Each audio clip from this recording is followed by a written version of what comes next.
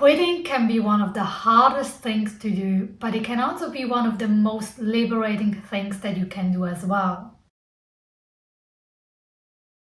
Hello and welcome back to today's video. If you like it, don't forget to like, subscribe and leave a comment down below. In today's video, we are going to look at how quitting can be one of the hardest things to do because it can make you feel like a failure, it can make you feel like a fraud, but also how it can be one of the most liberating things that you can do because it allows you to be true to yourself and stay aligned with who you really are. I am going to share with you a personal story on something that has happened to me recently that emphasizes the two sides on how hard quitting can be, but also how liberating it can be, and understanding when does it make really sense to quit and when not. For better understanding, I will give you a little background information so the whole story will make much more sense. As some of you know, I decided to do a 366 days meditation challenge. Initially, the idea was that I would just do it by myself, I would record myself and people could watch me on my journey. After a conversation with a friend, I decided to do it a follow-along meditation where I would record myself, but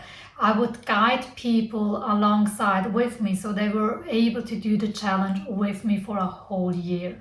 And I was really excited by that idea. I really loved it. So I started doing it. I would do like mini introductions and then we would start with the meditation. However, quite early, like 3 weeks into the challenge, I already started getting doubts. On one side, there were like the classical doubts of, am I good enough? Am I providing enough value to people? But also, do I really want to do it? However, because it was only 3 weeks, I was like, it's too soon to quit. I want to keep going. I want to see if this is just my mind being doubtful, like not like having internal fears, or is it really not for me? So I kept going, and after 6 weeks, those emotions intensified. Like I had a stronger resistance of doing those daily meditation. It just felt so of alignment. So instead of settling in and getting more comfortable with what I was doing, I felt even more and more uncomfortable. I felt out of alignment. I felt frustrated and I felt exhausted. So by that point, I knew I had to make a decision. Will I continue this journey or not? Will I pull it off no matter what, even though it's hard, even though I don't like it? Or will I actually decide to quit?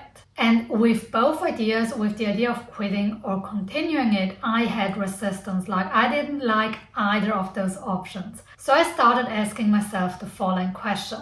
Is this what I really want? Is the idea of taking people on this journey with me and allowing them or offering them to follow along on this journey with me something that I really want? And the response to that was not really. So I asked myself, if a year from now 10,000 people would have accomplished this challenge, how would I feel about that? And the answer to that was, like, on one side I didn't really care, and on the other side it was like, even if it was 1 million people, it's not worth the effort. This is the emotion and the feeling and the thoughts that came up after asking myself that question. The next question that I asked myself is, am I getting the results that I really want? And the answer to that was no. Because on one side, the recording, like setting everything up, recording it, like planning the intro and all that stuff, was super distracting, and it took me away from my actual goal, and this was learning to focus and developing the skill of meditation. I was so much focused on the camera and being able to provide to the viewer a good experience, that even though I was in meditation, I wasn't able to focus on myself. My focus, or at least half of my focus, was always on the camera.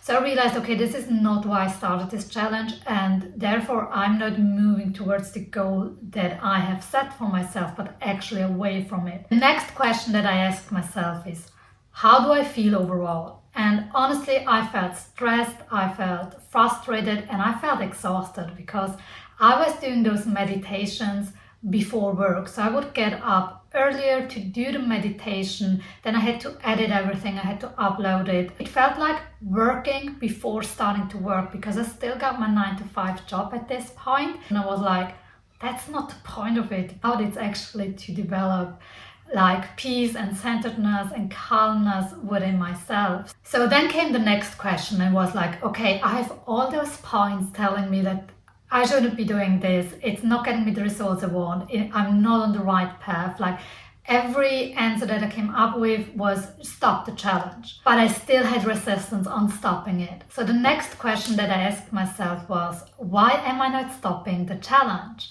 And it was really interesting because at this point I could notice it was my ego preventing me from quitting this challenge and not working through difficulties. Like sometimes when you have a goal that's really important to you, or you're going to work through hard times, difficulty, uncomfortableness, and challenges to get to your actual goal. But the question, why am I not stopping, and the answers that came up from that really made me realize it was my ego preventing me from quitting. Because one of the answers that came up was, what will people think?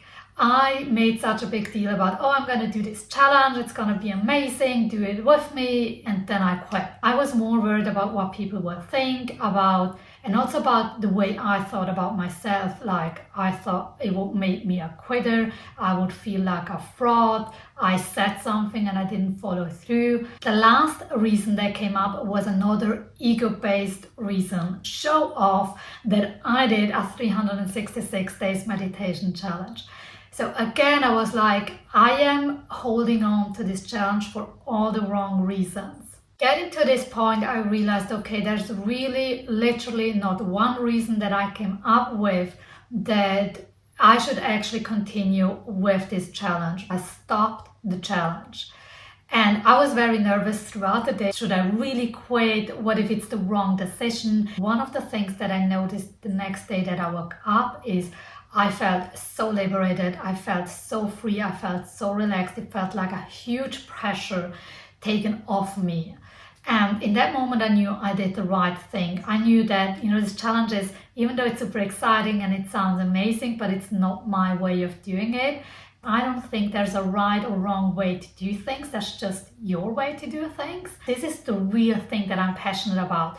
Using myself as a guinea pig, working through stuff, trying out new things, and then sharing what I've learned. My passion is about finding your own way, like finding my own way. And by sharing with you how I'm finding my own way, helping you finding your own way. This is it for today's video. I hope you enjoyed it. I hope it helped you and you were able to get some distinctions from it for yourself with decisions that you're struggling, like why do I want to quit? Why do I not want to quit? And what is actually the right reason to quit and what not? Thank you so much for watching. I really appreciate it. I'm wishing you a beautiful day. Don't forget to like, subscribe, and leave a comment down below. And I see you in the next one.